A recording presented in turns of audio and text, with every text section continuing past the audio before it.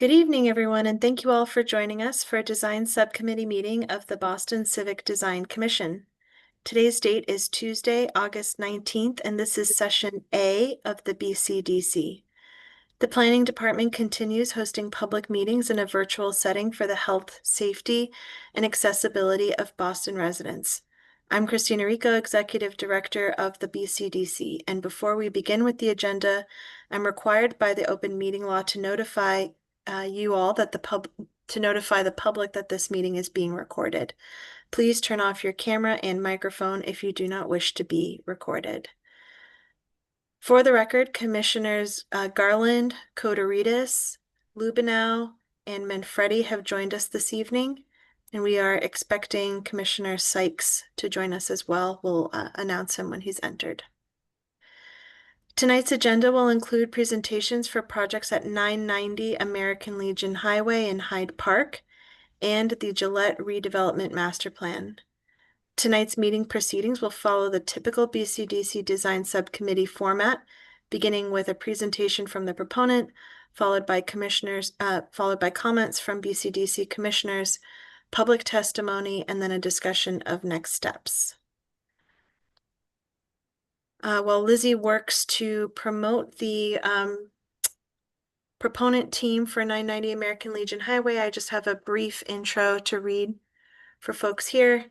So, a proposed project at 990 American Legion Highway in Hyde Park, seeking Article 80 large project entitlement, contemplates the development of approximately 341,576 square feet of primarily residential uses, or 204 dwelling units, and 249 off-street parking spaces in 9 buildings on a 14.1 acre site. This will be the second presentation of the proposed project following its introduction on August 2nd of 2022. Following a long pause in its review, the Planning Department received a final project impact report on June 27th, 2025, and is required to complete its review of the filing by August 26, 2025. At the conclusion of deliberation this evening, commissioners should refer the project to full commission to issue final recommendations at the next monthly meeting to conclude its review in a timely manner. A reminder to the proponent that the presentation will be limited to 15 minutes. I'll give you a 2-minute warning when you're approaching the end of that time. And with that, I invite the proponent team to begin presenting whenever ready.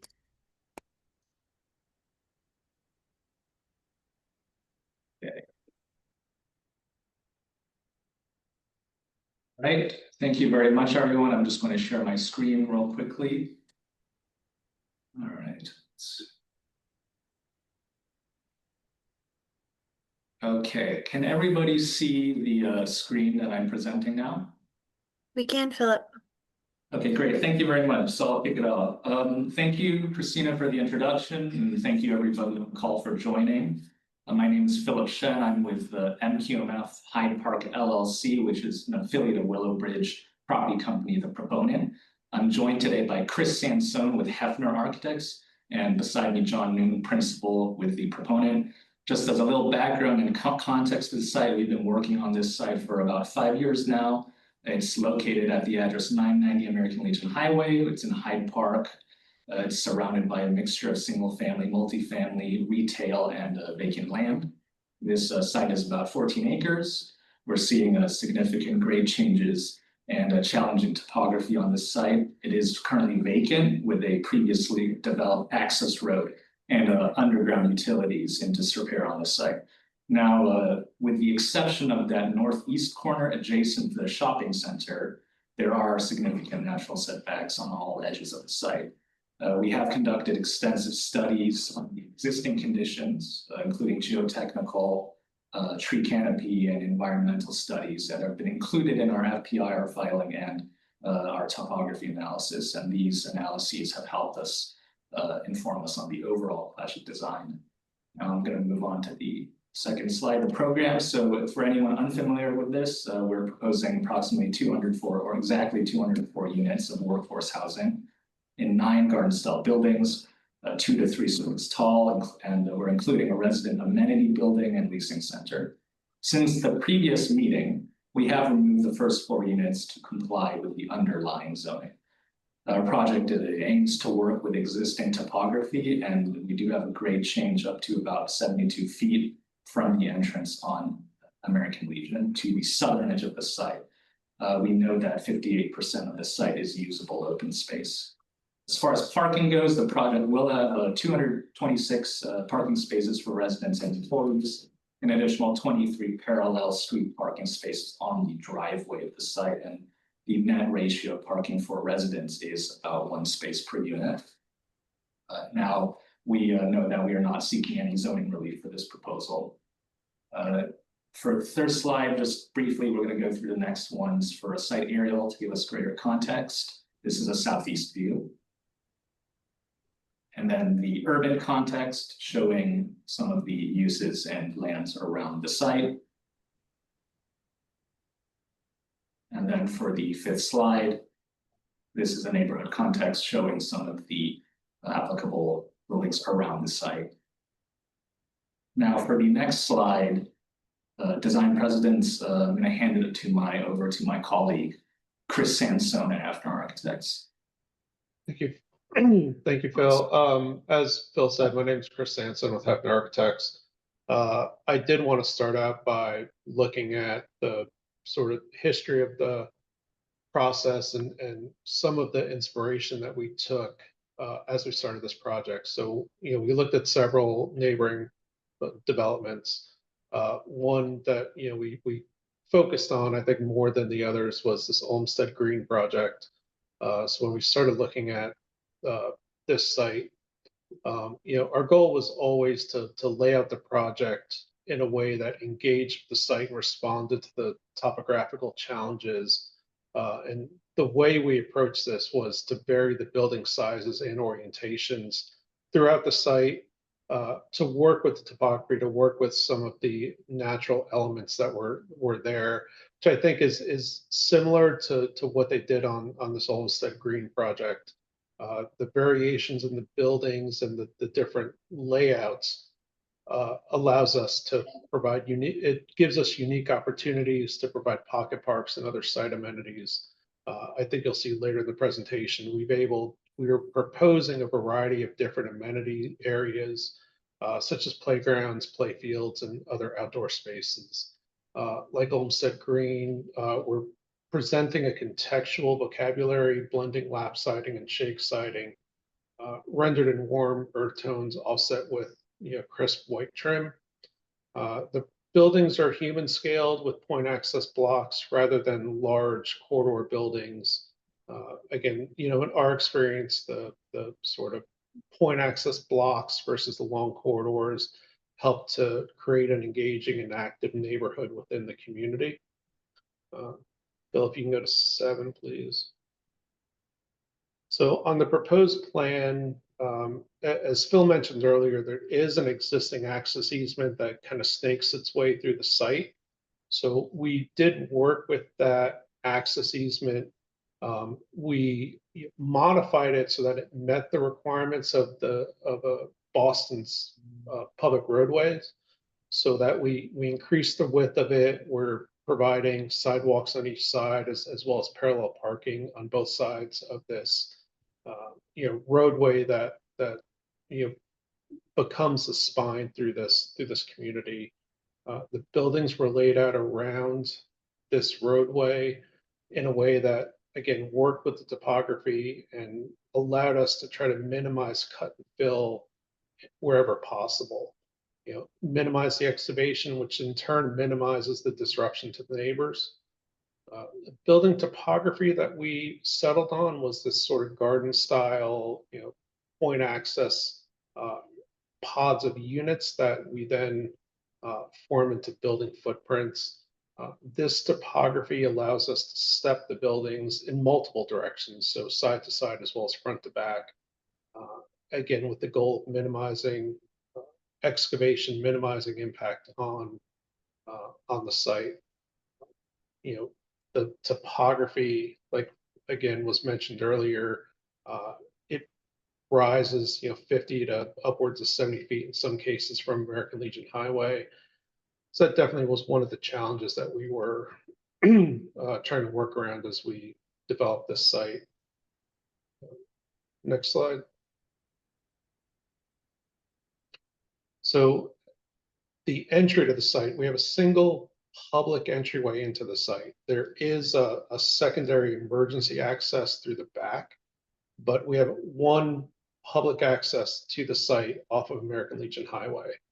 Because it is a single point access, it will require a median break to facilitate turns to and from southbound of American Legion Highway.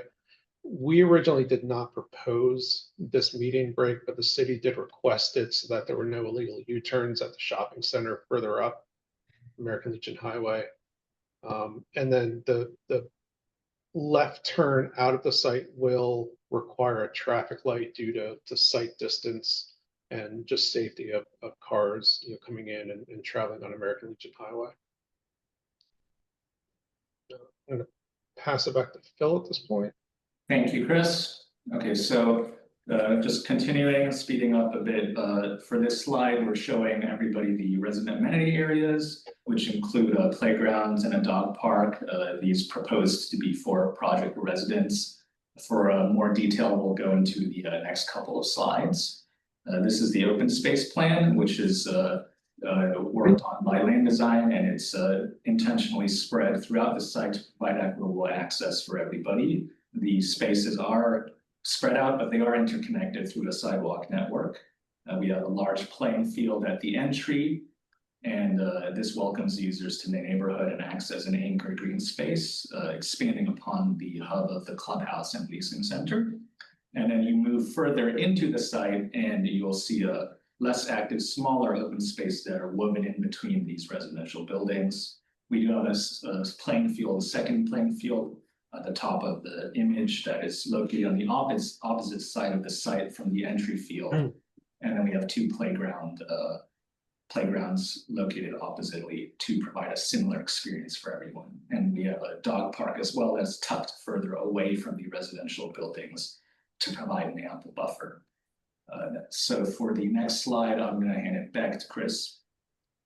So what you'll start to see on the site sections is some of the topography, existing, and also on hopefully the packets that you received, you can see some of the detail to it that shows some of the cut and fill. But again, the way we tried to orient this project and what we did as we developed the site was, look to reduce the amount of site excavation and balance the cut and fill as much as possible. Any areas that don't have built structures, roadways, buildings, accessible trails, that type of thing, do generally match with the existing topography. So we're not disturbing outside of kind of what we're proposing to build. Site accessibility obviously does require flattening some of the severely sloped areas to deal with, allow us to provide accessible, both pathways, parking, that kind of thing throughout the site.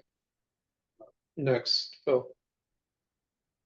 So as we get into the building elevations, all buildings are either 3 stories tall or 2 stories with a basement.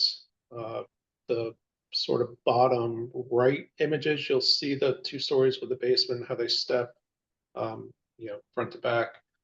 Massings are consistent with the neighboring context. All buildings are residential in character by incorporating elements such as peaked roofs with asphalt shingles, balconies, single hung windows. We do have single car garages on majority of the buildings. And again, point access single stair blocks that are then combined into these larger building masses. Mix of different residential materials. You can flip to the next one, Phil. So, our goal with this project was to stay away from materials that would make the buildings feel more commercial and institutional. And we'll get into some of the specific materials on the next slide. But this sort of development and materials, we feel fits in with the context of the neighborhood. And all the buildings will vary from 20 to 28 units as a whole, which you'll see on the plans in the packet. Next, Phil. So as we blow up some of the details of the building design, you'll see there's a variation of materials, but there's also a consistency throughout the site.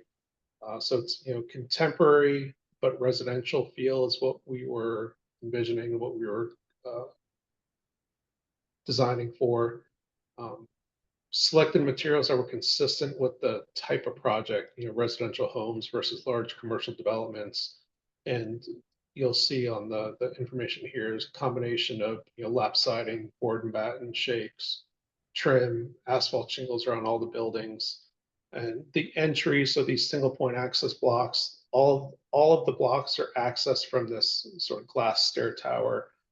It's definitely not a typical egress stair, but being a residential development, it brings in natural light during the day. It allows open feeling for residents, but also it's a safety and comfort issue for the residents where they can see in.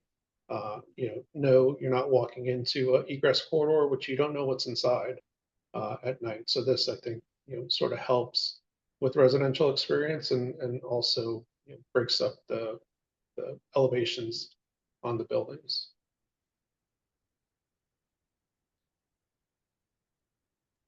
Great, and just to wrap it up, so we provided several project perspectives. We do note that the terrain of the site as existing slopes up away from ALH, from American Legion, and the back of the site's grade is about 90 feet above the highway. And so this provides us an opportunity uniquely to build the community into the hillside and create these spaces. Now, what you're looking at is an aim of ours is to minimally change the grade. So we allow accessible buildings, sidewalks, and roads to exist throughout the site. We have some streetscapes that are complete with canopy trees, parallel parking, safe crossings, and spacious sidewalks. And the building frontages and the open spaces you're seeing are catered to daily experiences, and we've provided layered plantings and flexible park spaces such as this. All right, so that ends our presentation. Thank you very much. Thanks, Philip, right on time. And just wanted to note for participants that Commissioner Sykes has joined us. So commissioners, I turn it over to you for discussion.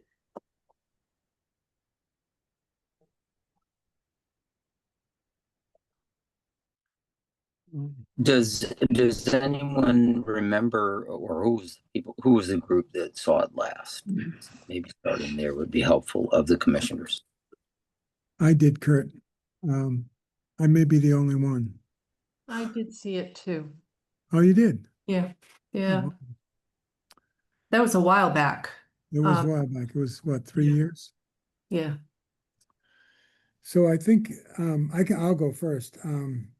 I believe it is largely unchanged from 3 years ago.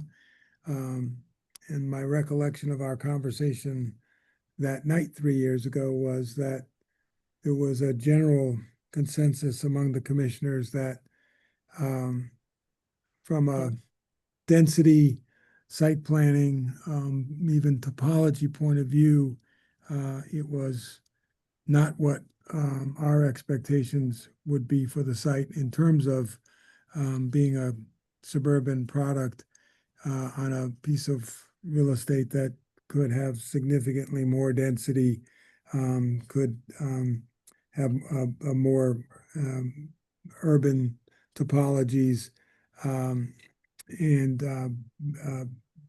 be an opportunity to build housing in a part of the city where it might be more affordably built and respond to real need.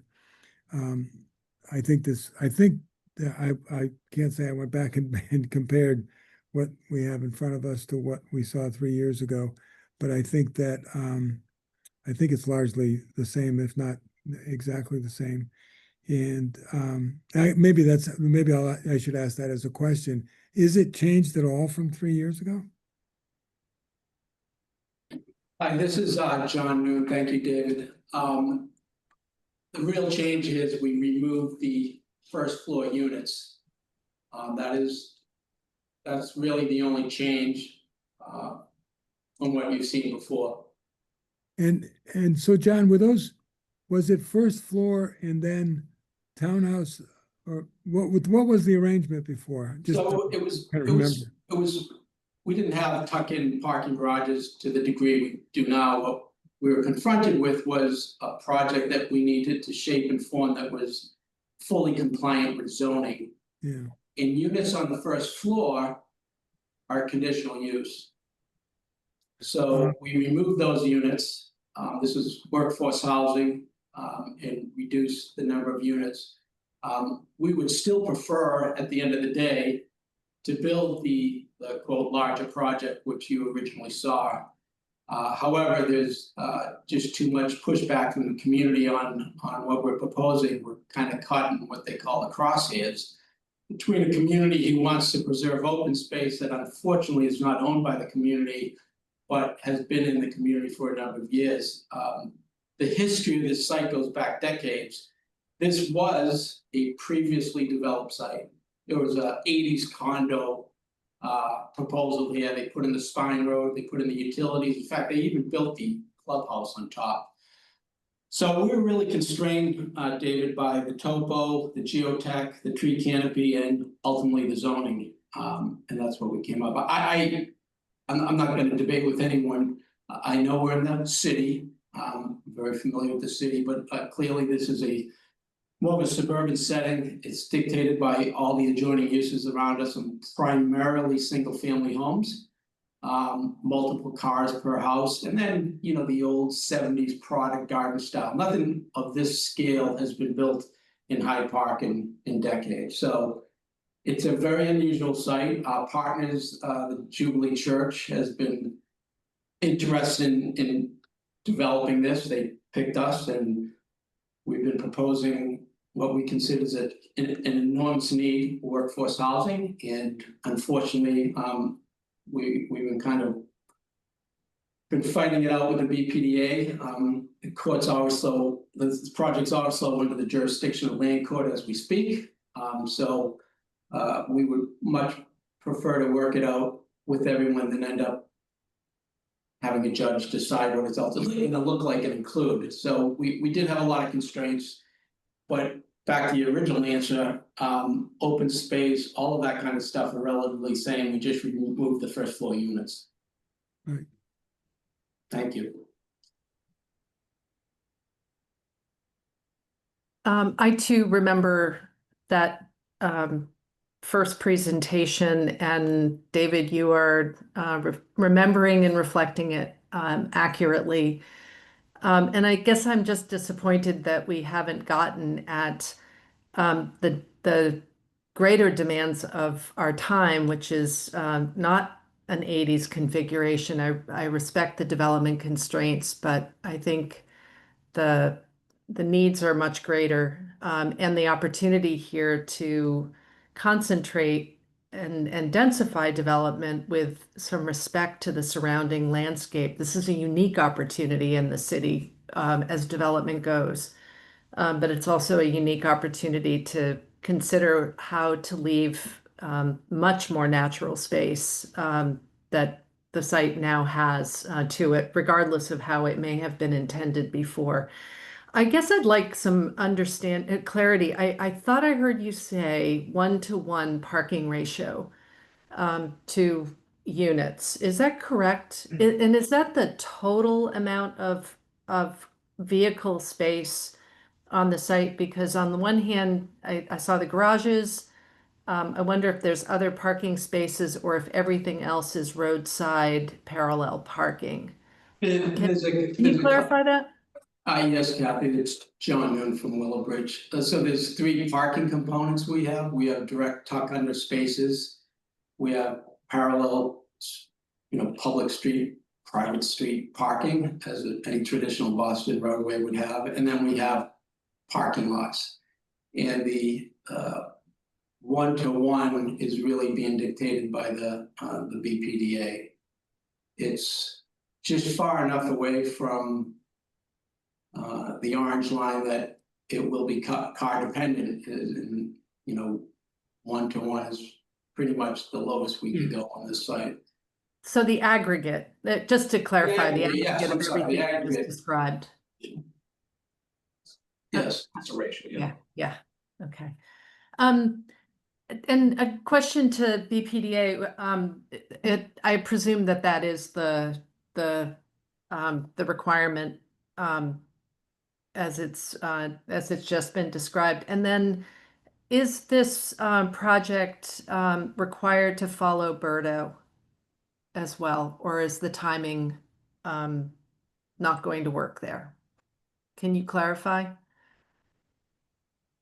I can on the first point, Kathy, which is that because it's a large project, the planning department is directly empowered to discuss the parking ratio and make the project subject to the parking maximums. And so it's my understanding that logic has been applied to this site, and that we've driven down the parking ratio as much as possible, as much as feasible.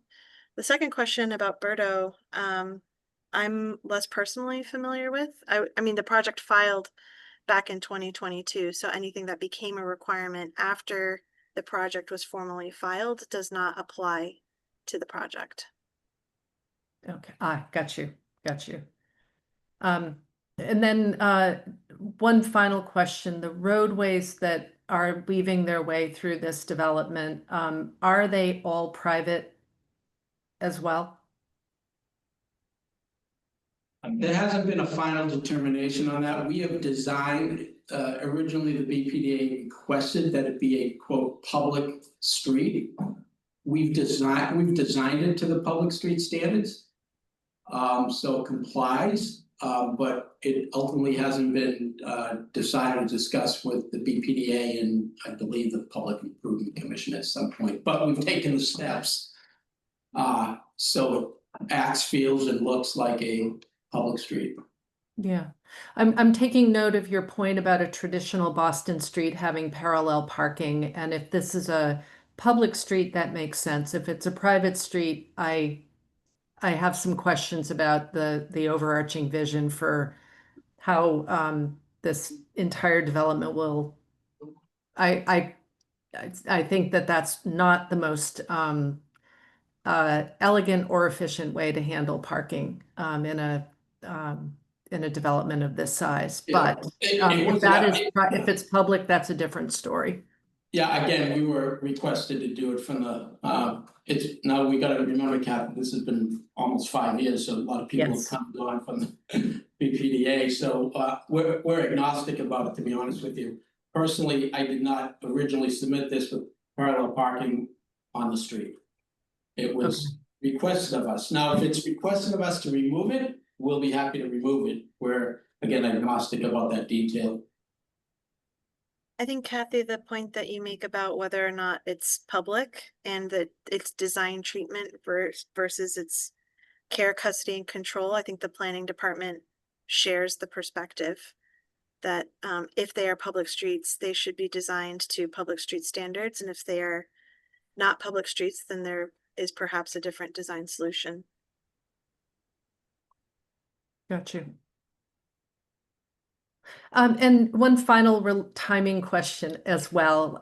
As affordable, these are all rental units, just so we understand the neighborhood configuration that will likely live here. They're all rental? Yes, they're all rental. And Planning Department staff, this will fall under the old affordable housing inclusionary requirements or the newest version? Correct. The filing predates inclusionary zoning and falls into the IDP policy. Got it.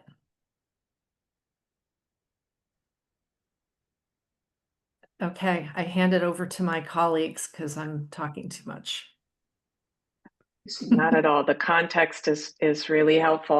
I was not a part of the initial review. I did go back and watch the recording, and I guess I would echo the comments my fellow commissioners about its. I think I share a lot of the concerns that were raised in the initial review. I'm disappointed to not see some of the information that was requested at that meeting. We have been reviewing a lot of projects at BCDC in all across the city of Boston, where we have asked to see existing tree canopy, information about existing tree canopy. I understand from the context we've received, the information we've received about the site and the concerns from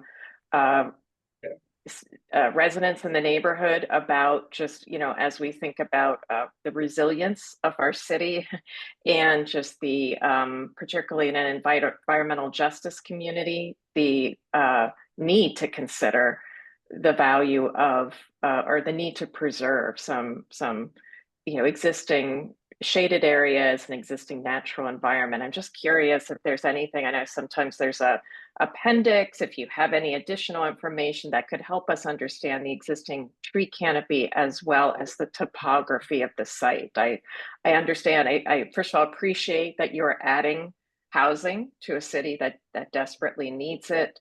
I understand the site is quite challenging from a topographical standpoint, but helping I think having additional information to help us understand that would be important. Yeah. Christina, if I could just answer the board member's question. So after that hearing on August 16th, 2022, we answered 8 very specific questions, primarily brought up by David about tree canopy, what we studied, all of that stuff. We submitted over 50 pages. And that includes detailed geotech work where we can build and can't build because it used to be a quarry. We surveyed, and I don't know anyone in the city's ever done this, we surveyed 941 trees by an arborist. We've provided all of those great details, more details than anybody on this call would need to design a project and come to the similar conclusion we have on our limitations.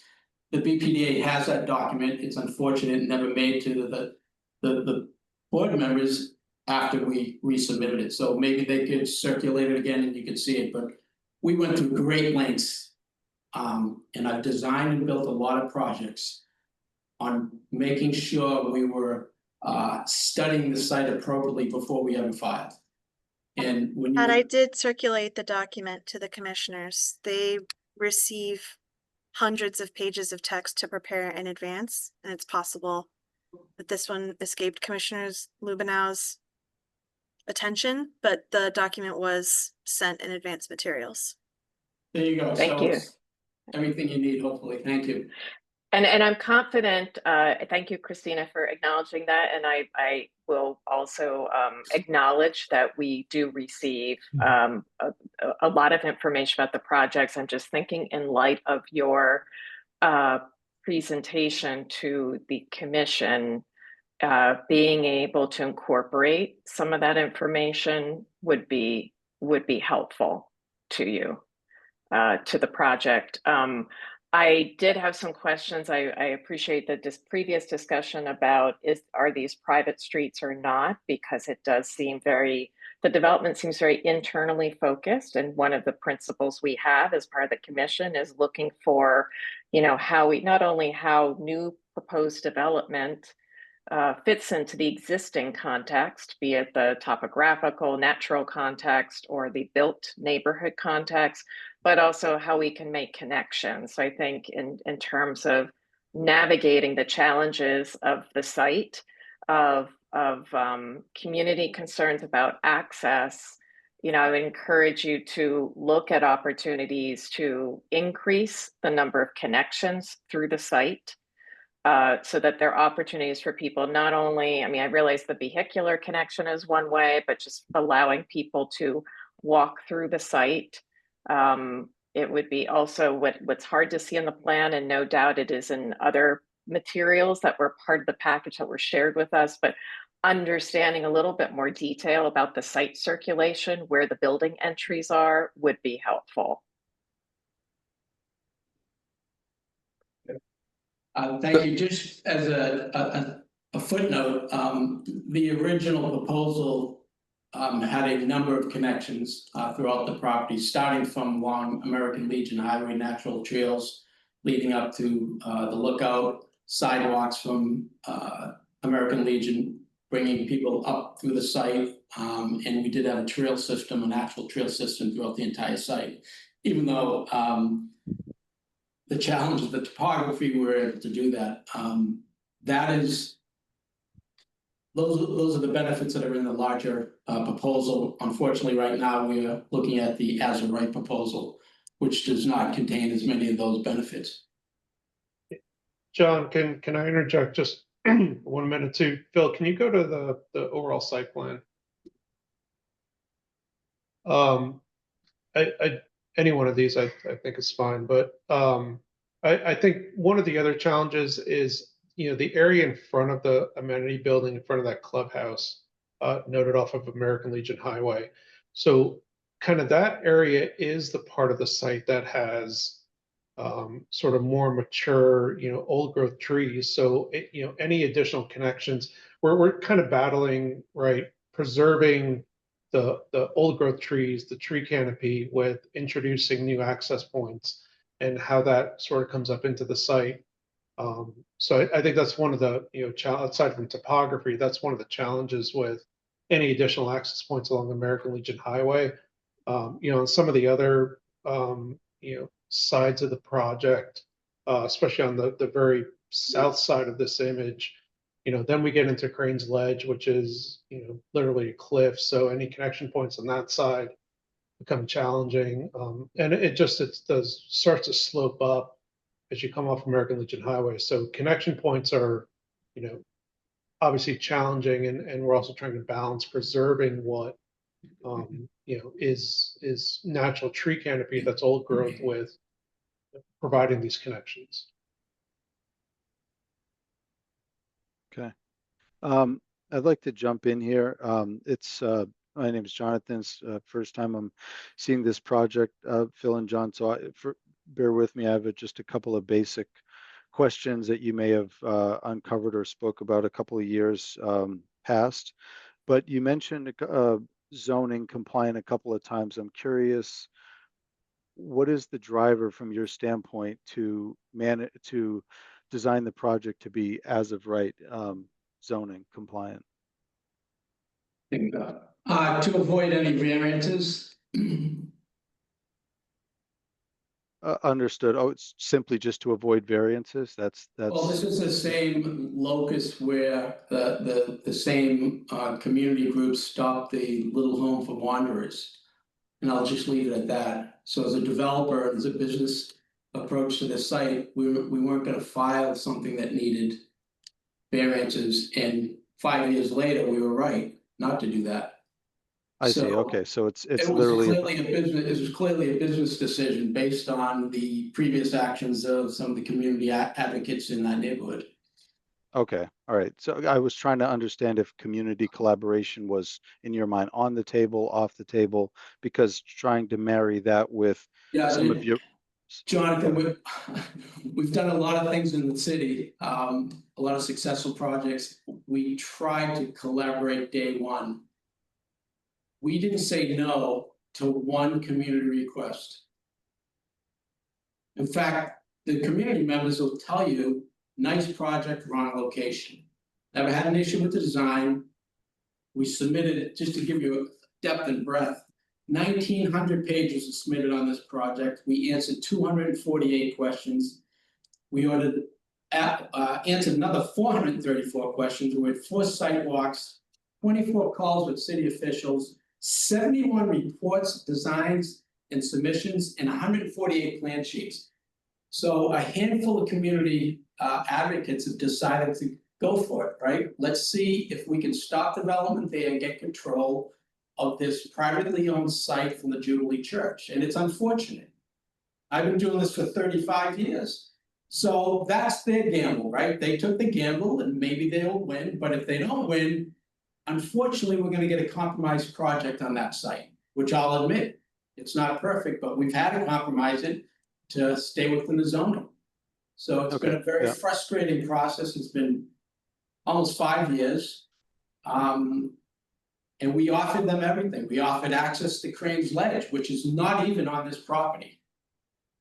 We Yeah, offered no, the trail system. I just come at it from, and again, I don't have the history you have, and I certainly respect all the stats you just listed. I was just trying to piece together some of the, you know, dissatisfaction that I think you hear from the commission years, and I have to agree. This definitely, it feels like a residential subdivision, which I think is counter to the idea of urban living, especially in the city of Boston.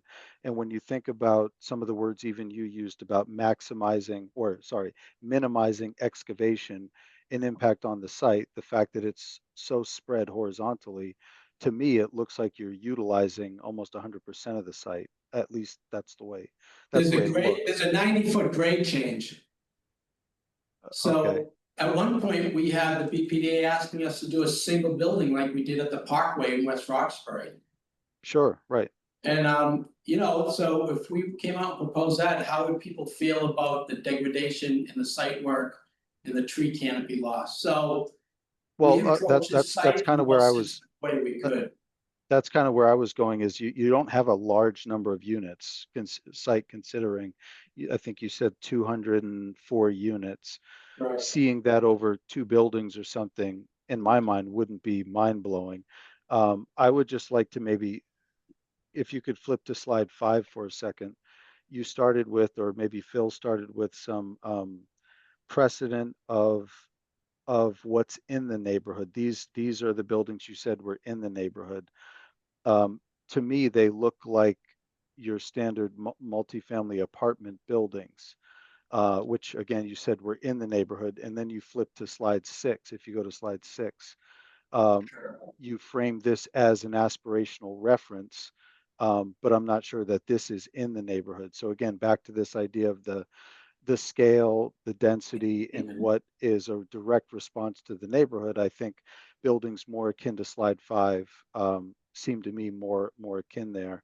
And then secondly, but I understand that you are sort of driven within this zoning compliant approach, and so I gather that maybe slide 5 you'd have a height violation. Is that correct? If you were to add additional height onto your buildings.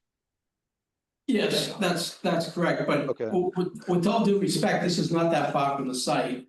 And this is a much more attractive development than what we just showed you built in the 70s and early 80s. So Yeah, I do disagree with you a little bit. I think the point was, from an external skin standpoint, I don't disagree, but just from a masseting and site consolidation standpoint, I'm much more thinking about something like slide 5 because you can preserve more of the open and natural setting.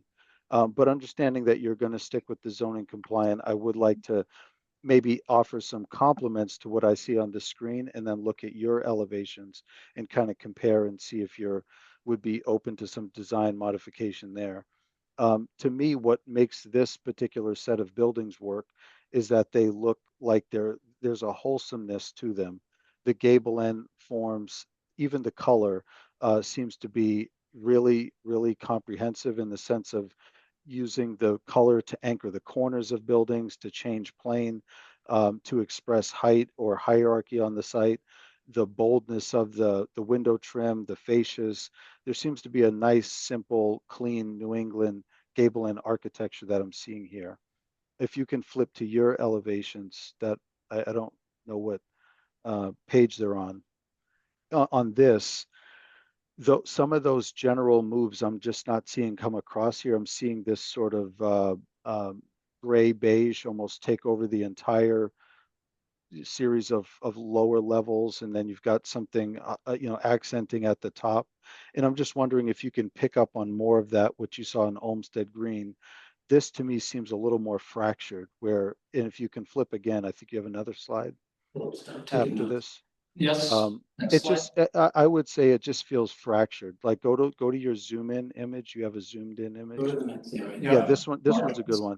There's a lot of material changes going on. There's a lot of materials, period. You have shaker, upper board and batten. You have accent shingles. You have this glass stair tower, which again seems foreign to me. I don't think the glass stair tower fits the iconography or the what David was mentioning just about the overall language and stylistic character of, you know, quaint New England gable end architecture. So I feel like if we are more or less driven down the path of zoning compliant, buildings can't be above 3 stories, you're going to spread them across the site, it's going to feel like a subdivision. At least can you work with us on getting the architecture and the language and the ingredients simplified and a little bit more to that understandable hierarchy and not so fractured? We have no objection to that. Yeah, no, I think there's a lot of sort of moves we could take to, you know, simplify this in some ways, but also kind of enrich it, like like you're talking about, Jonathan. Yeah, it's Sort of almost like something we less can, is more. Less is more. Windows, simple things like if the frame and sash are dark, you know, should the trim be a contrasting right, white? You know, there's just so many things. You've got balconies, a lot of ingredients. So is there a right. way to simplify the palette, simplify the moves, and then use color in a distinguishing way to communicate corners or terminations or change in scale or height, something to that effect. And then just a couple other questions about utilities and somewhat stormwater management. I saw, you know, a good amount of asphalt on the site. I saw some open space that had labels for activation. What is your approach to just managing stormwater on the site? We're complying with the city's stormwater management. We haven't sought any relief from any of that. So right now, there is no controls off that hill. And obviously some of the neighbors have voiced concerns over the years from large storm events. So we'll be managing all the water on site. That's what I mean. You have to manage it on site, and you're introducing a lot more pervious surface. So I'm just curious, are you doing a retention area or again, It'll be all P-TEC systems underground, for example. okay, and that was my next question about below grade utilities. Do you have ledge right there? Is that all? You're going to be doing a lot of blasting? There won't be a lot of rock removal. There is some areas because it has been it used to be a quarry, so there was a tremendous amount of ledge removal over the decades. There will be some rock removal, but it's not extensive. If you walk the site today, there is well, it's pretty degraded at this point, but there is a fully built out roadway going up the spine of that site with underground utilities. And as Chris had mentioned earlier, we've kind of tried to stick to that layout of that form of work. But again, this was a previously developed site, so we're not expecting that much ledge removal. Okay, okay. And then just 2 more here. Power, how are you bringing, is power going to be below grade or overhead with Oh, poles and wires? all the utilities are below grade. Below grade, okay. And then lastly, are you doing is this a phased construction project? No, it'll be built out all at once. All at once, okay. So Christina, Rico, is the process here that they would come back for a full commission, is that right? Or come back for further meetings? Because I'm just wondering with some of the comments I suggested about the exterior and cleaning up the design, will there be an opportunity to see that really reflected in the next meeting? We would recommend that the subcommittee refer them to full commission for final review and final comments, and for that to take place before potential action by the BPDA board in September. That would be at the full commission in 2 weeks.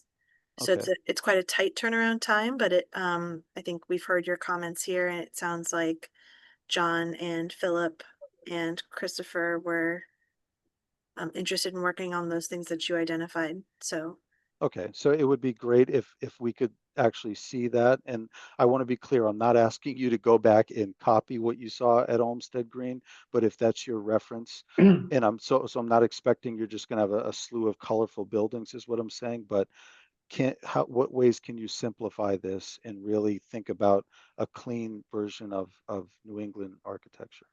Yeah, sure. No, I completely understand. I think there's plenty of ways we can go about it to sort of use some of those uh, design options in a way that, you know, like you said, we're not copying it, but we're taking more of that inspiration and you know, applying it here.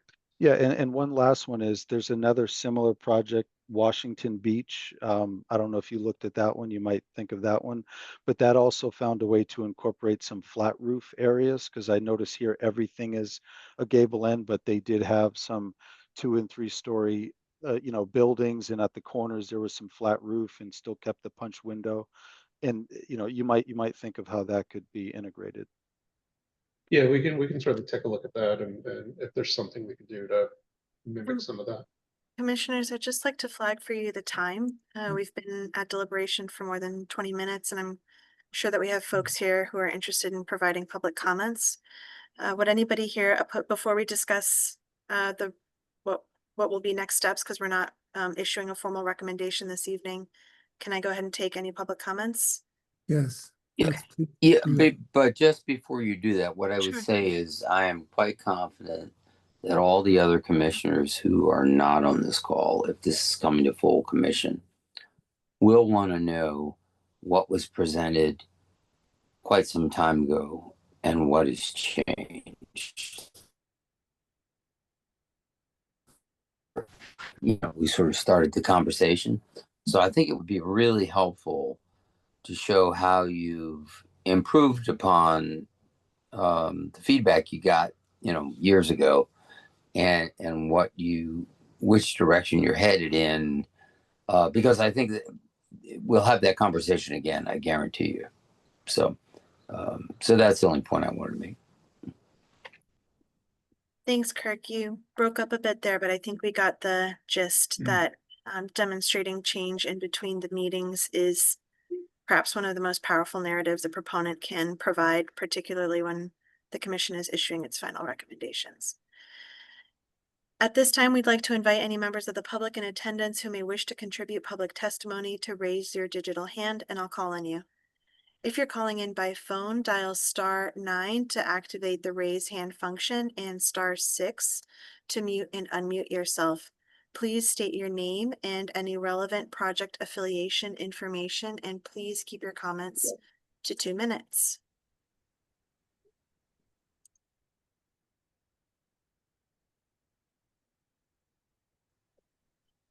Rick Yoder, we see your hand raised. Give us one moment to promote you. Are you able to unmute yourself?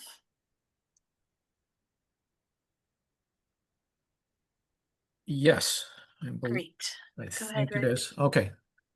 Thank you very much. And thank you for being part of this very, very long process. I live in the Mount Hope Canterbury Neighborhood Association. I'm co-leader, co-chair. Lived in the neighborhood around 25 years.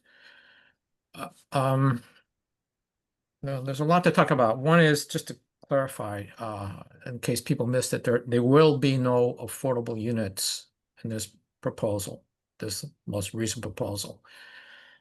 Just make that clear. That's a step backwards. And no nature trails, which was mentioned. I think there's no real good reason for that. That those should be there. On the stormwater question, it seems to me there's a problem of, I'll give an example. What happened over at Stop and Shop when they put in the stormwater management for their mall there. One of the heavy rains we had maybe 10 years ago, very heavy rain. They had a big retaining pond. It filled up and then immediately drained under American Legion and flooded neighborhood down below, which is about another 10 to 20 feet below American Legion. And I haven't been convinced that they'll be able to solve that problem on this land with the same kind of system, since there is so much ledge. I don't know exactly where the water's going to go other than down at the very bottom and then over to the other side. That right now the forest there is sucking up a lot of these heavy rains, not all of it, but a great deal of it. When they're removed for the housing and the parking, that's gonna, to my mind, be a problem. On blasting, units 8 and 9 are the ones, they're the ones sort of closest to the ledge overlooking Bradley Street and the side streets there. Seems relatively close, and my concern there is, my understanding is there is some ledge there that has to be removed down to maybe 14 or so feet in places where the buildings are gonna go. And since ledge, solid rock like that will transmit a shock wave pretty efficiently, I'm worried about the loosening of that very tall bluff right above all the housing and any damage that can be done to those houses. Rick, I just want to let you know that 2 minutes has passed. All right. The Thank you. commission received your written comment letter, and I did circulate it in advance of the meeting. Okay, well, others will speak, I'm sure, to other issues, but thank you for your time. Great, thank you. Are there other folks who wish to offer public comments? You'll need to raise your digital hand. Lisa, we will promote you. Are you able to unmute yourself? Yes, actually, I would like to cede my time back to Rick, if that's okay. Fine by us. The timer's going. Thank you. Oh, thank you. I wasn't ready for that, but I understand the developer has been working hard on this a long time and they want to build this thing. The community, and I'm talking not just my immediate community, but all around Crane Ledge Woods, all the working class blue collar workers that live here, live their whole lives, want to conserve this as an urban wild park with trails and a few places to sit and have a nice time. And the view, with the views, the coolness of it, the wildlife, all that matters to them so much. And that's what we're trying to do. That's what is so important to this community. This is not going to add the kind of housing that this particular neighborhood needs in terms of cost. It's a nice looking project, but it's not going to be what we need. We have been negotiating and talking with the mayor, and hopefully, and she's made some efforts, and hopefully we'll keep working on this. We'll see, to purchase this land, give it a fair market value to the church and a very fair reimbursement to the developer for all the time and hard work they put in. And then I think, again, speaking for the neighborhood, that is what we'd like to see happen. Short of that, I'm trying to make this a better project. And that's what some of these detailed comments have to do with it.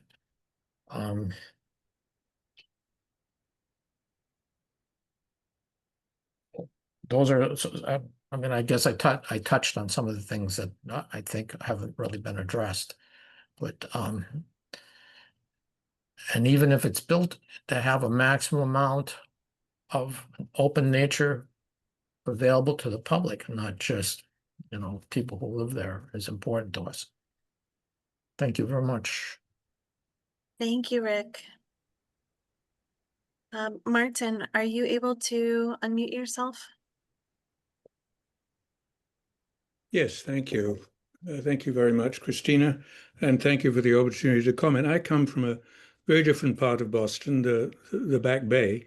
I was involved in the discussions several years ago, brought into it, and initially starting off with the context of, well, what's the role of open spaces and tree canopies and all the rest of it in the quality of life in Boston? And what strikes me about this project, it certainly looks like a very pleasant, nice one and so forth, but it's entirely the wrong thing to have in this location.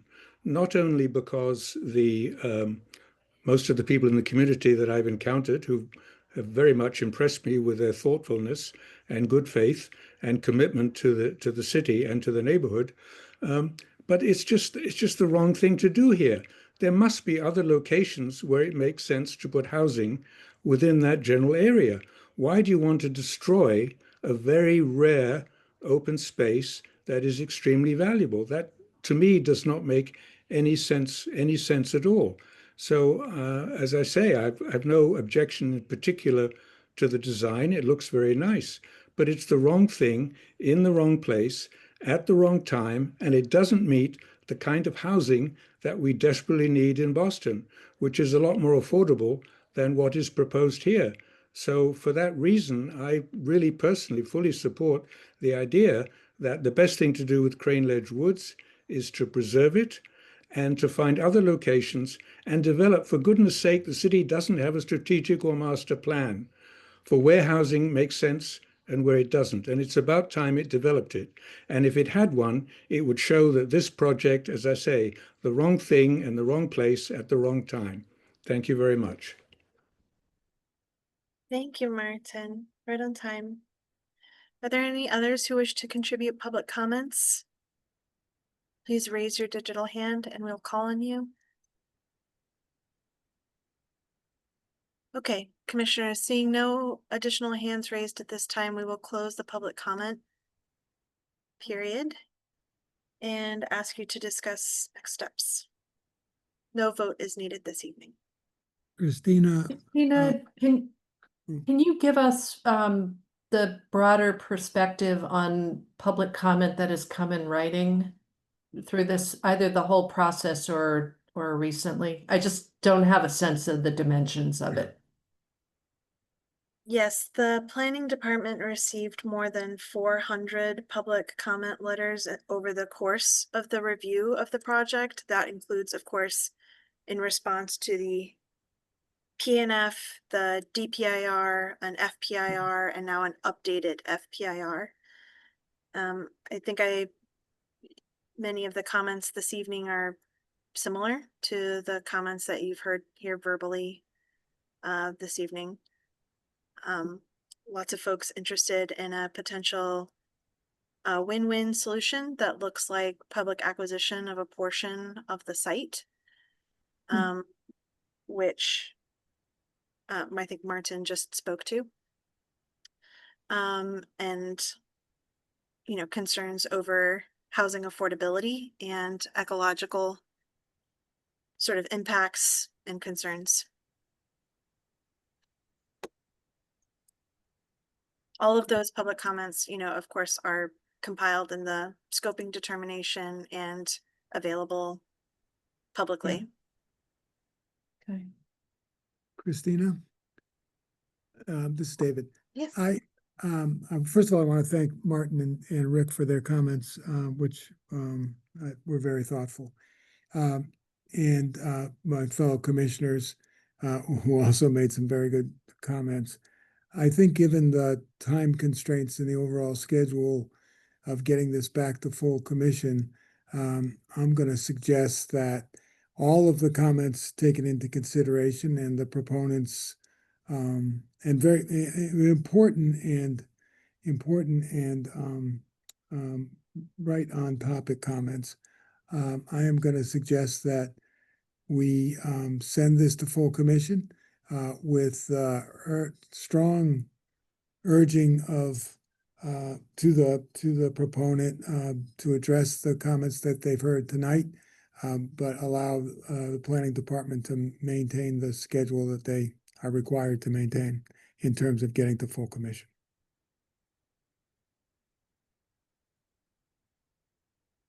If I could add to that, again, just echoing some of the earlier comments about, you know, we understand, again, appreciate the amount of time that the design and development team has put into this project. You've submitted a lot of information, but if you can amend some of your slides to help the full commission, you know, as someone else noted, there will be similar questions to what we've asked tonight. So if you could take advantage of those comments and find a way to indicate some of the good work that you've done to evaluate or address some of the questions that were asked about existing tree canopy, topography. I'd be curious to see where that existing road and those utilities exist. I also would really like to understand, I was disappointed to see the addition of ground floor garages. Really like to see where those are, because if that is something that has to be a part of this proposal, which is not something we would usually support, I think there are some ways that you could be strategic in terms of where those are located. And it just wasn't clear from the drawings. The documents I saw are within the constraints of my time to review them, where those were. So helping us understand that in the building entrances, you know, our role understanding these constraints is to try to highlight some of the really critical issues. And I just would go back to that idea of public access and trails as well. Yeah, and I just want to second Kirk's point about what's changed. You know, I think even to be able to structure the presentation as before and after, you know, really try to set that up so that you can start the brief with, here's where we were and here's what we've done, almost like in a analytical way. It was like this, it's now like this, and so forth. Walking the full commission through that, I think would go a long way. Right, and reflecting what you heard from us so that the commission understands, you know, just to reiterate the point that there's, that you heard the suggestions or comments from your subcommittee. Okay. Thank you, commissioners. Thank you to John, Philip, Christopher, and the presentation team. We will see you all at full commission, and we'll follow up with you with some further instructions. Thank you very much. Thank you. Thank you. Okay. Thank you. We are now going to pivot to our second project of the evening. So a proposed project seeking Article 80B Master Plan entitlement contemplates the demolition of the Gillette South Boston Manufacturing Center and the development of approximately 4 million square feet of commercial uses, 1,725,000 square feet of residential units, residential uses, and approximately 4,489 off-street parking spaces in approximately 20 buildings on a 31-acre site. As part of Article 80 and BCDC reform efforts, the Planning Department will pilot a review roadmap to align department and commission review timelines. The project may be reviewed by this commission at up to 6 meetings. This will be the second meeting following its introduction on June 3rd. The commission and the planning department recommended that the proponent focus this evening's meeting on the urban design framework, including streets, open space, and resultant block structure. Future design subcommittee meetings may address massing strategies, design guidelines, and those issues identified this evening. A reminder to the proponent team that the presentation will be limited to 15 minutes, and I will give you a 2-minute warning when you approach the end of that time. With that, I invite the proponent team to begin presenting whenever ready. Great, thank you, Christina. This is Robin Fitzgerald-Green from CBT. I'll be the only one presenting tonight in the interest of time. We have a lot to get through on 31 acres and not a lot of time. So just on behalf of P&G and Gillette, I wanted to thank you for your time tonight, and obviously we as well. So hopefully you guys can see my screen. Just as Christina pointed out, we are seeking Article 80C, so we're not doing Article 80B, we're not doing building design, but we get a chance, as I think was noted in our introductory meeting, a chance to focus on the urban design structure and the elements on the framework. And that's what we're going to do tonight, specifically on connectivity, open spaces, the waterfront, and the block structure. And then as we go forward, we will, as we said, talk about blocks and mass and other things that are identified tonight. It's worth noting that where we are in the process, we filed our initial draft master plan. We went through 8 public and IAG meetings, and we are now awaiting the compilation of those public comments. Our comment period closed in July. We saw you guys in June. And I think what we're interested in now is, of course, to get your feedback, get the city's feedback, and get the community's sort of formalized feedback. Of course, we've been hearing it throughout the meetings, and try to come back to this subcommittee with something that reflects all that feedback. So again, just really interested to hear all of your feedback tonight, and really looking forward to developing the project with you. So just quickly, just a refresher, even though I know you get to see us in June, I know as you guys have just referenced tonight, you see a lot of things, you get a lot of material, and you have your own lives. So the site is 31 acres, the base of the 4-point channel. We are very proximate to the Broadway station on the Red Line, within walking distance of South Station, and abutted by A Street and West 2nd Street. And really kind of a unique location on the 4-point channel and sort of on the waterfront in Boston. In addition to that, the site itself is, approximately 20 buildings make up the complex there now. It's 1.5 million square feet of industrial use. It's almost entirely paved. There is, of course, a narrow harbor walk that's there today with limited access, but it does present, it lives its own internal logic and doesn't integrate well with the surrounding communities. So part of our goal here is to sort of remake that connection from the waterfront to the surrounding communities, and we'll get into that a little bit. I think also, just understanding where we are within Boston's context, within all the miles that we have of shoreline in Boston, and what is it we can do here to complement and enhance that, both with our open space, with our waterfront, and with the overall fabric of the development. And then, of course, we've looked broader field. I think you guys asked about this, and I think we acknowledged at the time that, of course, we've looked outside of Boston and looking to other projects just to understand what elements that have been successful in these other projects, whether they be how they use open space program in a more linear fashion, what mixed uses they have, and also similarly, how do they integrate development with open space scales and connectivity to the neighborhood and intimacy of the scale as well. I think it's important for something where we're talking about zoning. And then I think just a quick reminder, you did see this before, the overall framework has been informed, of course, not just by what we heard in the recent community meetings, but we had extensive interactions with the community in the fall and other more informal ones to understand just sort of what is the guiding framework, what are those principles that the community is interested in, what can we do to achieve them, and come up with something that sort of gets to both the community's goals, and a vibrant, feasible project that also can deliver on what the city's asking. So I think it may be more specifically to your guys' attention is trying to understand what those design drivers are. What are we pushing for? So of course we're trying to expand the waterfront. What's there today is sort of the bare minimum. And I think because of our location on the 4-point channel, trying to create a significant, signature open space there at the base of the channel that really becomes a focal point for the development, and then connecting that back out to the surrounding fabric, not just with streets, but with significant green connections. Establishing a grid again, where there hasn't been one for in some cases over 100 years, and then complementing those sort of primary streets with smaller, both vehicular and pedestrian connections to create a block structure we hope is as porous and fine grained as it can be, given the scale of development today, and then also making sure that it's flexible, understanding that this is a zoning application, and then we're talking about a project that will unfold over decades, not within just a few years. So just quickly jumping into connections and mobility. Reminder, we are looking for a sort of porous, fine-grained block structure and trying to complement that with a generous public realm, both that signature waterfront park, but also the connectivity back to the neighborhood, as well as trying to enhance the connection to the Broadway station from Broadway to the waterfront.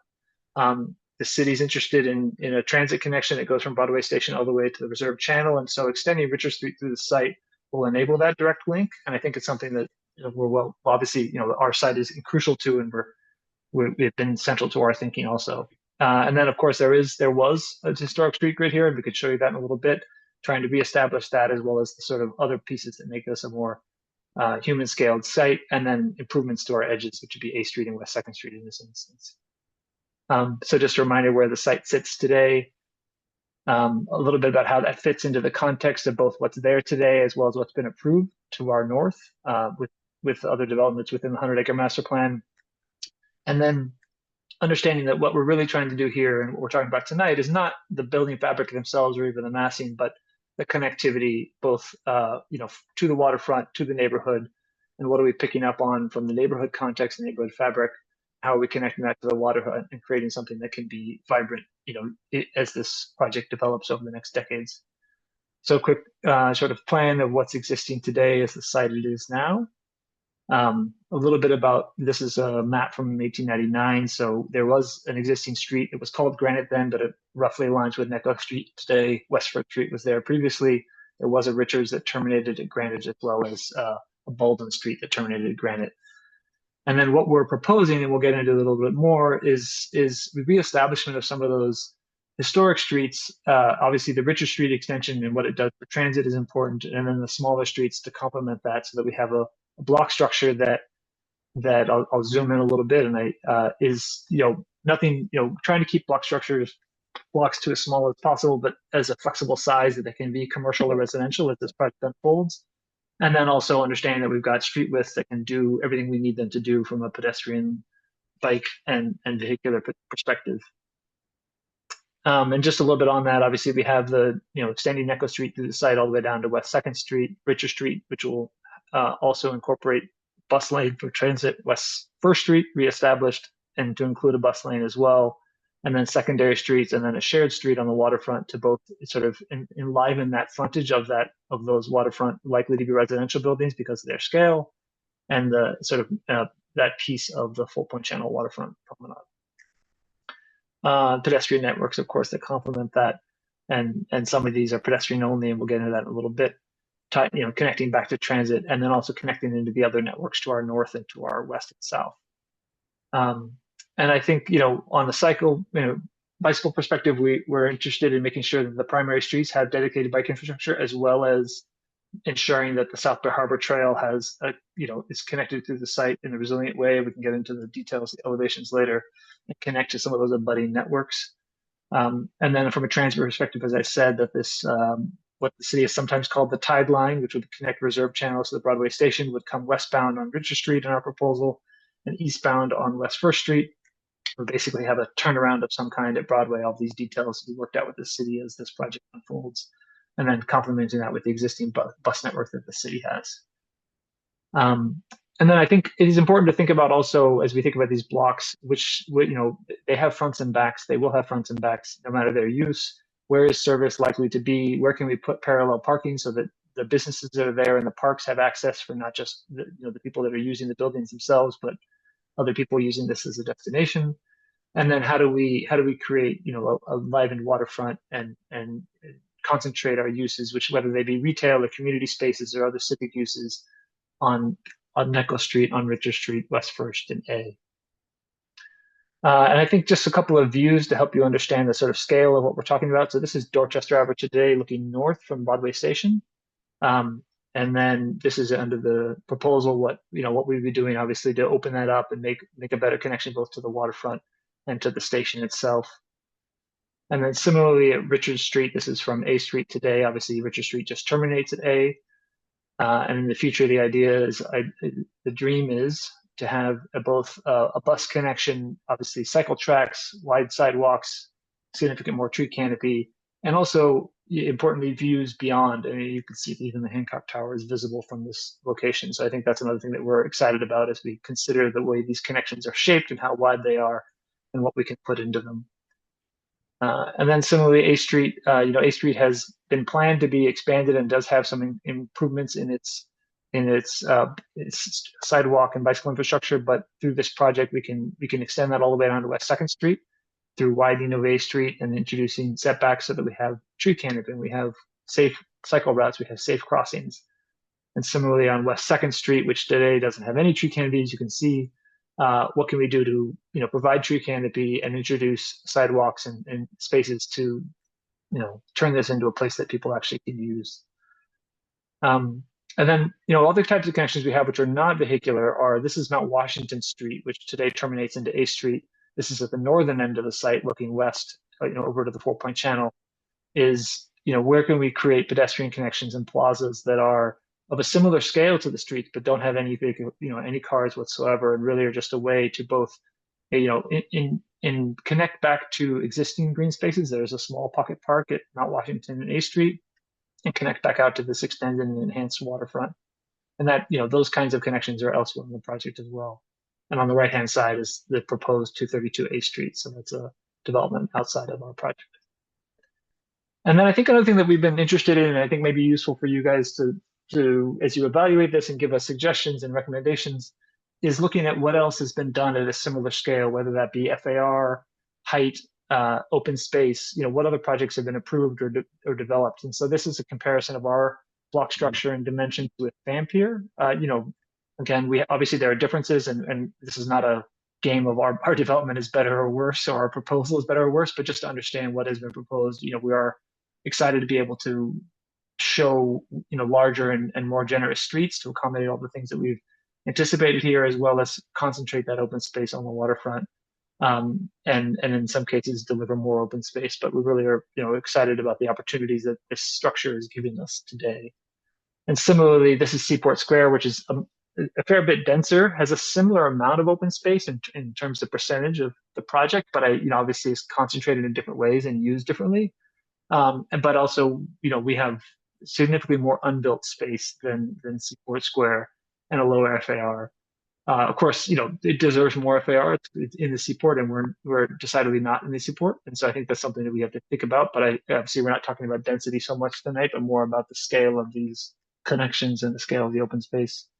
And then Dorchester Bay City, which is in a lot of ways very much a corollary, both in FAR and open space, and just giving a sense they have a 5-acre waterfront park. Ours is 6.5. It's similar. It's kind of interesting, to see this is a very recently approved project, of course. And then also, on the dot, which is just down the street, doesn't have a waterfront component. It's slightly different comparisons. I think, the goal here is to deliver as much open space as we can while delivering on the feasible sort of complement of job creation and housing. And so I think this is something we're trying to do, and looking at what other groups are doing in the neighborhood. And then lastly, speaking of the neighborhood, is trying to understand what the typical South Boston fabric is. And while we acknowledge, obviously, the buildings in this project will be bigger than that, the blocks themselves that we're proposing and the sort of amount of opportunities for connections to the waterfront and changes, in where you're walking is increased through the sort of block structure we have. So these are all, of course, at the same scale. And I think just, getting at that next meeting when we expect to come back and talk about heights and massing, of course, we can talk about what that would mean, is that, there was a flexibility to our block structure.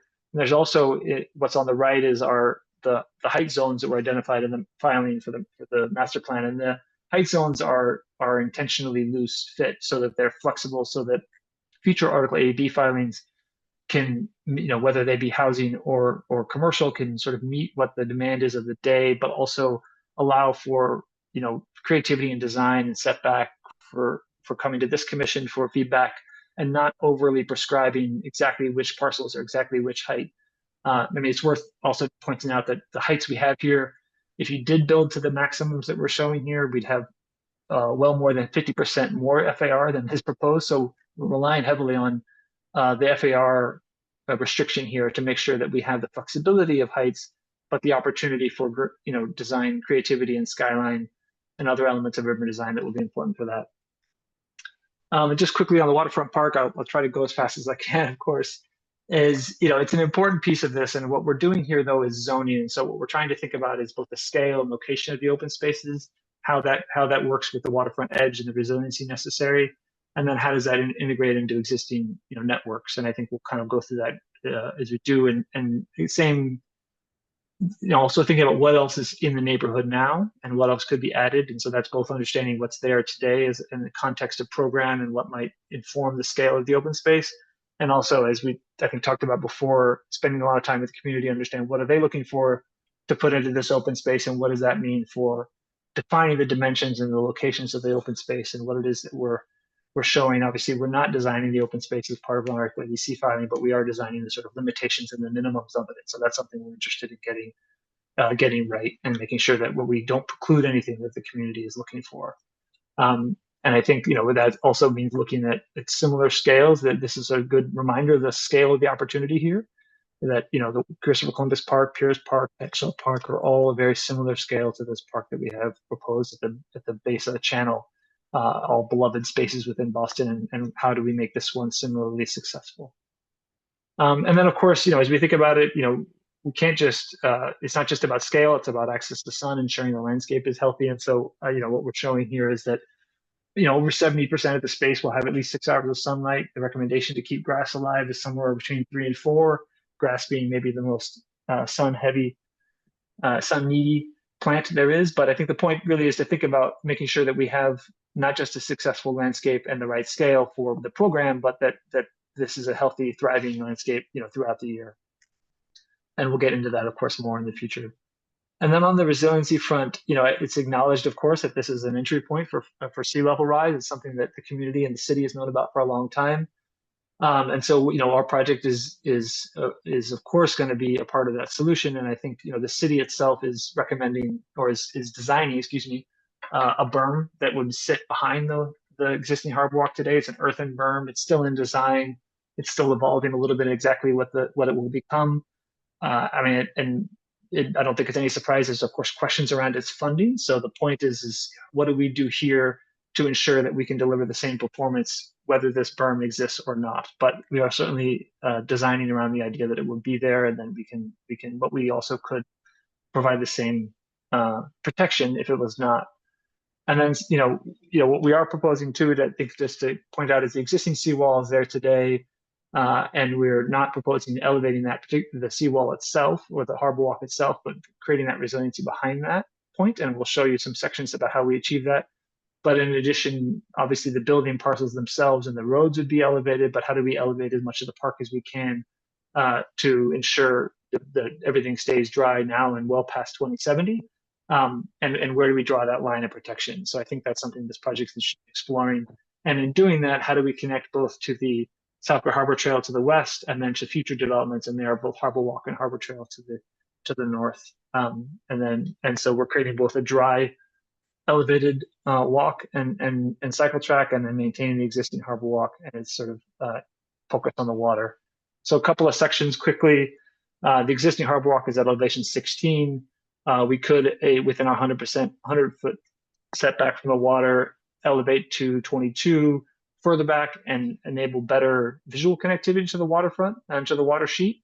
But of course, the other options are to shift that forward and create, tiered and create a dry Southborough Harbor Trail immediately behind the existing harbor walk, or even potentially sort of incorporate the city's berm, which goes up immediately to 22 and go back flat from there. And we don't actually think there's any one of these solutions that's the right one, but having these and knowing that we haven't precluded any of them, that the future park can incorporate one or even all of them into their design to create spaces that deliver on those programs, the connectivity to the water and everything else that this community has in their aspirations. And so, it's important to think, of course, that we are Chapter 91 on this waterfront site, and we do have a water dependent use zone. And what do we do with those sections that can enable and not preclude these activities that people are looking for, whether that be dragon boat and paddle sports, or paddling, or artists, or whatever else can be there. What are we doing to both enable that and support that? So with that, thanks for your time. Perfect timing. I was just about to give you a 2-minute warning, 2 minutes late. Good. Go ahead, commissioners. Well, I'll jump in. Thank you for your presentation. You went through a lot of information. But with a good bit of clarity, and it's clear that you are juggling a lot of issues with this site. So appreciate your attention to those issues. I have a question to you. I know you showed us some perspectives looking down the streets. Do you have a view of looking from Dorchester Avenue towards the channel? I was flipping through my presentation. There's so much. You know what? We don't have it's a good question. We don't have one, and it's obviously something that we could create, but we don't currently have something from Dorchester looking towards the channel. And the reason I would bring that up, I know we are focusing, so that we're focusing on kind of the framework of sort of lots and blocks. I appreciate, again, the way you presented it and your rationale, the community input, looking at the history of the site, looking at the scale, looking at precedents, both here in Boston and elsewhere. But what strikes me when I look at this site, I just kept coming back again and again to the Broadway station, and the degree to which that portion of the site, where your site abuts that, really is an important juncture for so much of what's happening in this area. It's a T station. We're seeing, as you referenced, significant development happening along Dorchester Avenue.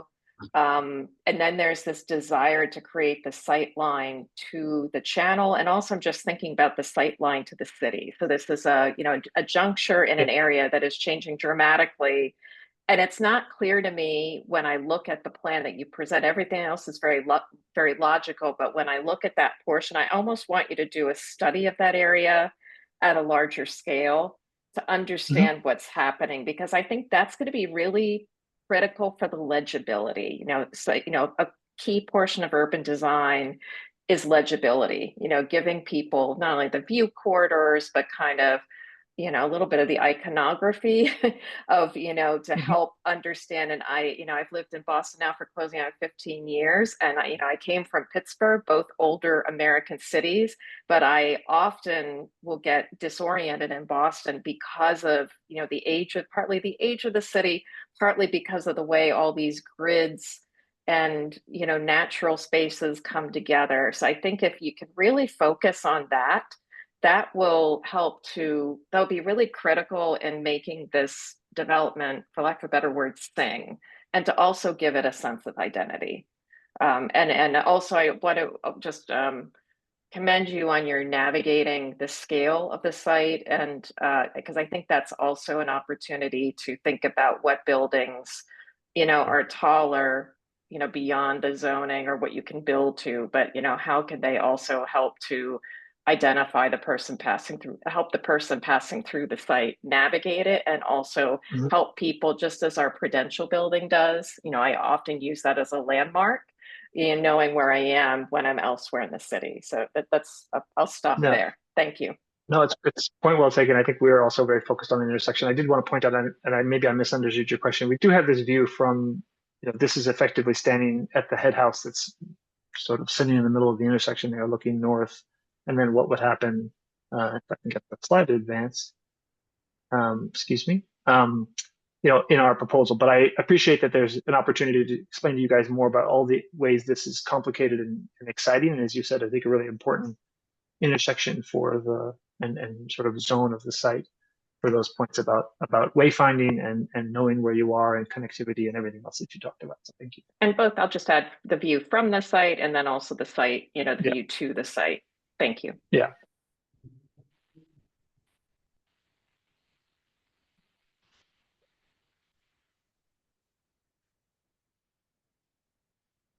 Oh, David, you might be on mute. Yes. I am. Sorry.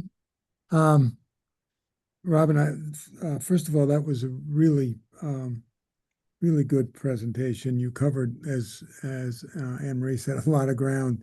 There's about 5, 6, 7 chapters in here, all of which I guess will be an evening's conversation. But I appreciate the overview and comprehensive nature of what you showed us tonight. A couple of things that be interested in as we move along on this path. First of all, this is an incredibly important site to the city in so many different ways. In terms of resiliency, access to the waterfront, taking land that really has been fenced off for the last, I don't know how many years, and kind of restoring it to the walkable city. And I appreciate all of your thinking around connectivity, Necco Street, Richard Street, West First Street, really good thinking. And I really appreciate your block sizes.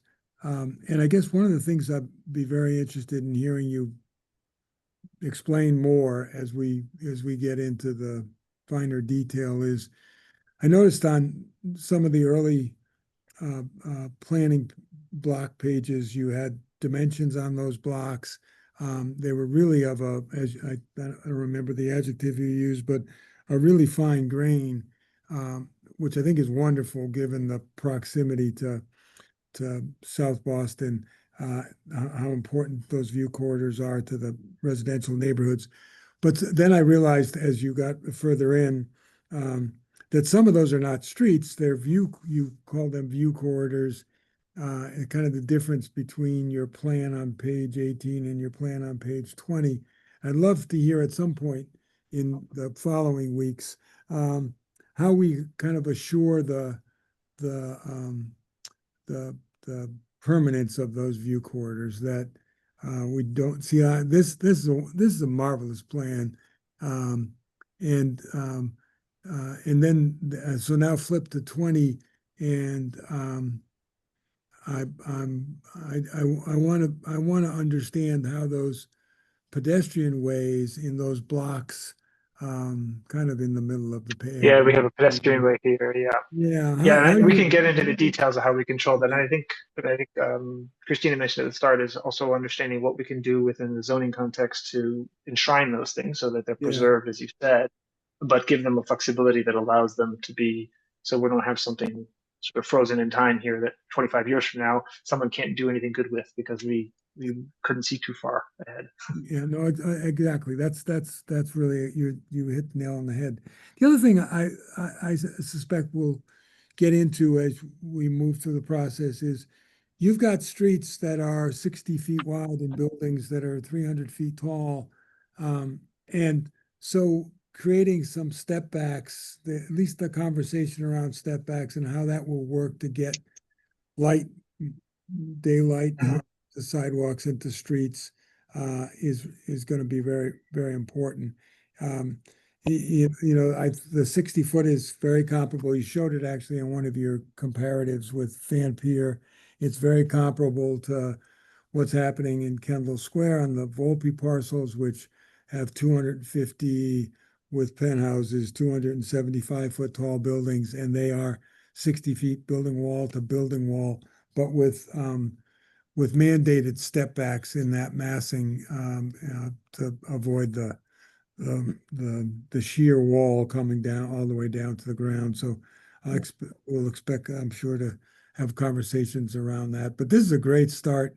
It's such an important project and important to get it right. But I think that you've started with some real important attitude about connectivity to some streets that will connect neighborhoods or parts of the city that were disconnected by the present or former use of the site. So thank you.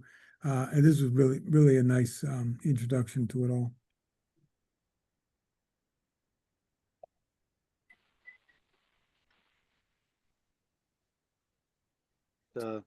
Keep going here. So Robin, thanks a lot for your presentation. As has been pointed out, I do like this idea of how you broke down the chapters here with frameworks, blocks, and massing to make this digestible. But I do applaud you on being so comprehensive where needed, but also finite, where needed. Just a couple of things that stood out to me, at least as questions as I learn about the site. I think on one of the slides you showed, if you could just flip to one where you show like the green spaces, you have this large 6.5 acre zone, and then there's also an existing A Street park that exists. And I'm just curious, with maybe some maneuvering of I'll call it the funnel. It almost looks like the green space is funneling toward A Street. Has there been any thought about just what the dialogue could be with A Street and maybe some blocks around that zone maneuvering or shifting so you could even potentially get sightline connectivity or, to your point, view corridor and connect visually the green spaces? Yeah, no, we can definitely show you some more information about that. And I think your point about I don't know, funnel isn't a word we use, but it's a good one for, and especially looking at this plan, I guess, is with north not being up. But the connection back to East Street Park is not just a sort of physical one, but a sightline one, and trying to set back. And I could show it some setback, some of the other pieces, and we can add some views to help explain that in the future and what we've brought into that. So that's Yeah, and I think the storyline could be, because I think about anytime I look at a development, I think about being a resident that lives close or an employee that works close or somebody that's been an invested steward in the area. And I think a way to really engage some of the rich assets that already exist in the neighborhood and make formal moves with the development to really engage those. I think about Artists for Humanity being one. I think about this A Street Park being another. And if you flip to slide, I think it's 42 or 43, you had one of your, I'm really jealous of those vignettes that you pulled up, those like those color sketches there. Yeah, it could be this one. Yes, yeah, the image really struck me because I love how the buildings and the massing crescendo and step down toward the water, but I also fear it could create what looks to be a one-sided development where there's a very harsh line up against A Street. Mhm. And I don't know what the future of A Street is. I don't know that it will be what it is today with a series of lower density buildings, but just some thought around, does the edge, the A Street edge all need to be just high spine commercial, bigger buildings, or could it have some of this lower scale, the clever way you're using the rooftops here, and just more of that formal engagement with A Street back to the pedestrian scale. You started to show, something about sunlight, and with the park, I would be curious about shadows. What shadows do you anticipate happening on the open space? So maybe a couple of diagrams when the time is right. I know you're in like chapter 2 of 10 here, but when the building massings start to formalize, I'm just scanning my notes. And then I guess my last major comment is if you go back to your scale comparison on Seaport Square, I was really intrigued by that one because it seemed like they found a way to get the green space further into the heart or into the belly of the grid. And to me, that was a really interesting idea. I think in your case, there is a formal green space and then there's the grid, right? But is there a way to almost mix the two and purposefully muddy that up a little bit just so that there are some maybe pocket parks and some other uh, green spaces that help to break down the scale? And and I keep saying my last point, but really my last point is um, the fact that you have residential almost exclusively lining the green space. My only worry there is, does that start to almost privatize in a subliminal way the green space? This idea of residents with eyes on the park, and I wonder what could happen to make sure that the public still feels like this is an invitation and a welcoming space for them. But thanks, Yeah, Rob, that's for really good. the presentation. It's very thorough. Yeah. So, Um, okay, I'm sorry, go ahead. no, Kirk, your hand was up before mine. No, Please.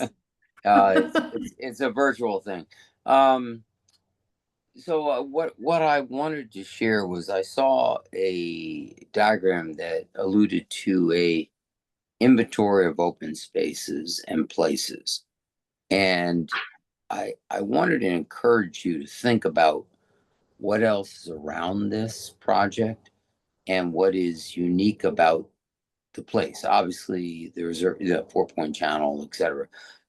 But I think Boston has an issue of an embarrassment of riches of great places to go. And how do we make the place? What is the memorable moment? What is the Instagram moment? What is the thing that keeps people coming back? And so as you come to talk to us, it'd be great to think about this in kind of a catalog of places people could be and why they want to be here. And I just love to hear your argument on why this is a destination amongst many destination possibilities.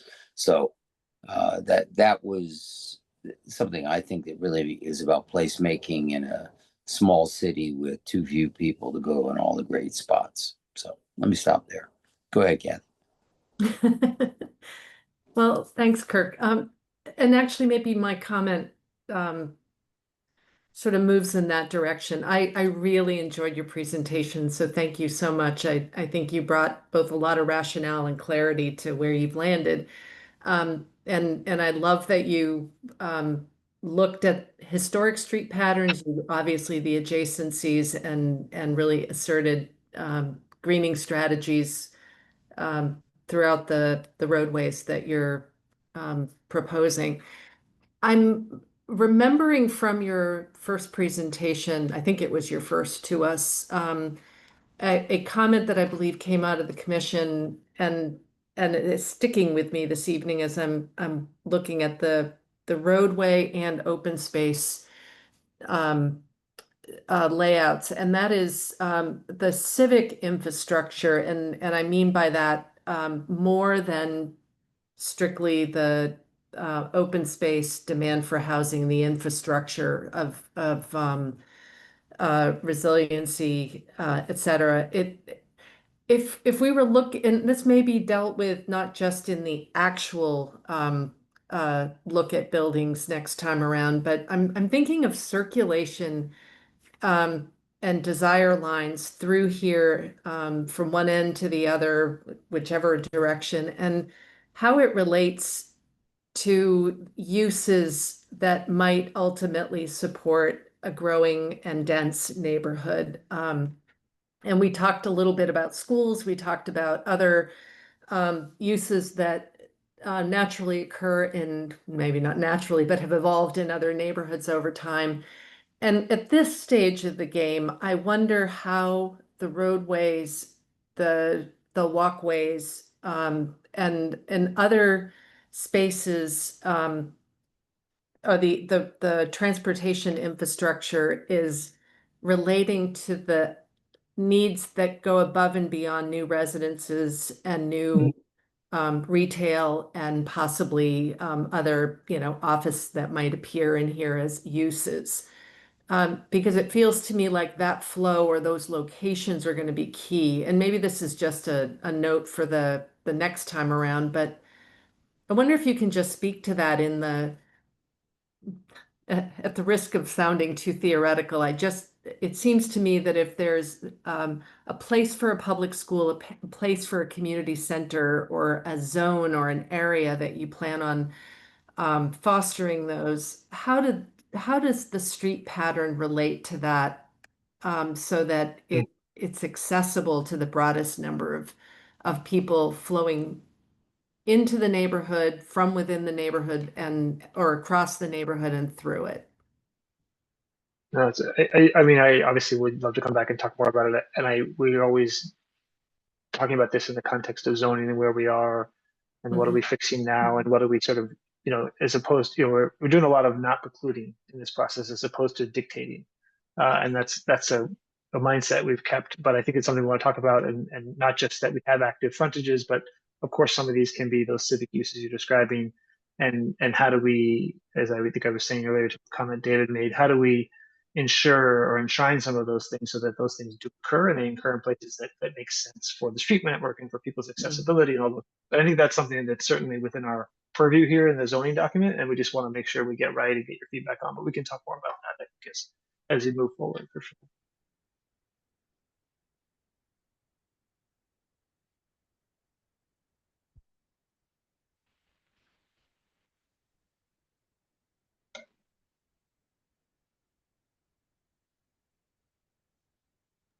Kirk, we see your hand raised, but there's no need to do that. Feel free to jump on in, unless it's raised from your previous comment.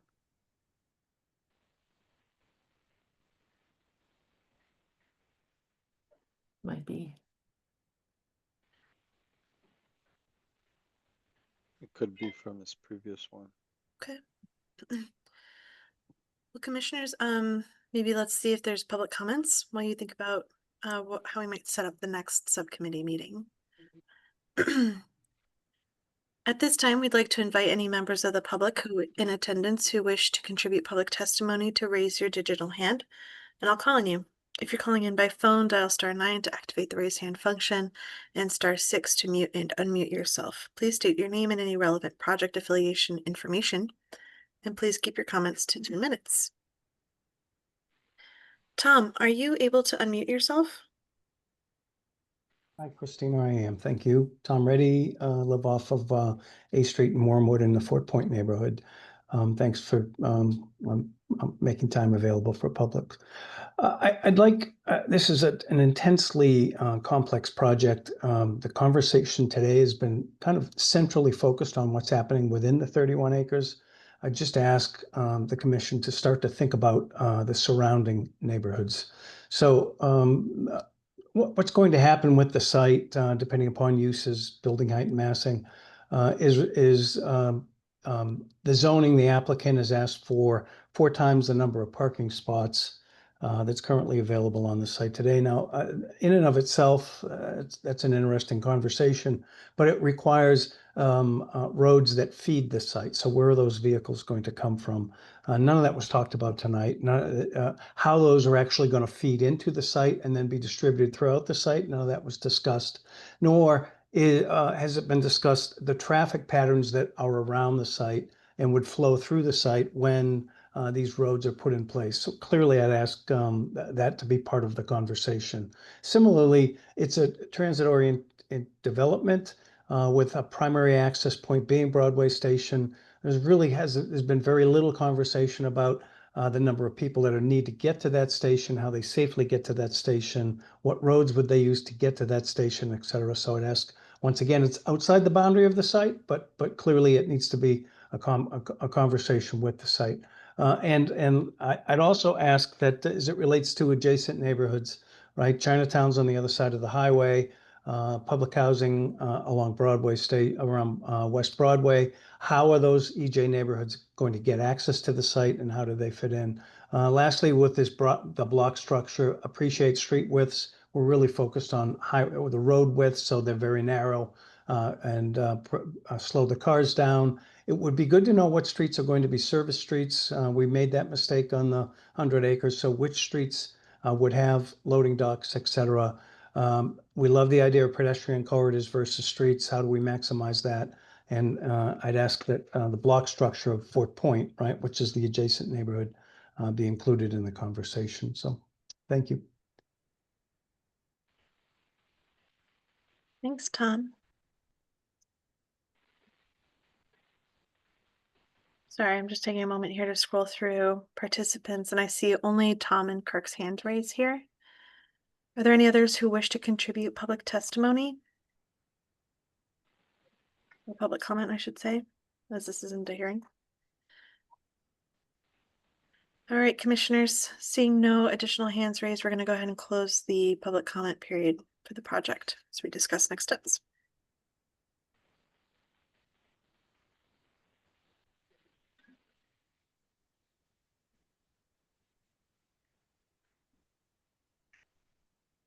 Actually, go go ahead. I was just going to say I fully support all the comments that that I've heard raised in questions from the commissioners, as well as Mr. Reddy's general points about more integration. And I think with a project this size, there's a lot of learning to do, right? About just the ways in which the site currently operates and functions day and evening, and some of those granularities. So what other key elements from the existing fabric can be incorporated in to Mr. Reddy's point generally. And Christine, No, go ahead. it's just Christine, I think just with that in mind, can you remind us about the kind of run of show in terms of the topics that we'll see next? Because I think that is just, as we think about next steps, how we both learn about other dimensions of the project, but also carry through or attend to some of the things we talked about tonight. And, Christina, I'm reminded of the old days being the days before the pandemic, when every once in a while on something of this size, importance, and as somebody said, complexity, we would go on a walk as a commission. I think that would be really useful here. My office was just about, I don't know, less than 1,000 feet away from this for 10 years. But still, if we can get, and I know some of this is gated, but if we could get access and walk around around 4 Point Channel and see some of these views from the neighborhood in all directions, that would be a great thing, I think, for us to do, if the commissioners are willing to do that. Brilliant. As I was that idea. David, there's no issue with you guys taking a site walk. It just have to be a non-deliberative session. Right. So we can follow up about making sure that happens. And to your question, Commissioner Lubenow, about the run of show, I think Robin, correct me if I'm wrong, but the proponent team either has or will receive a comment letter.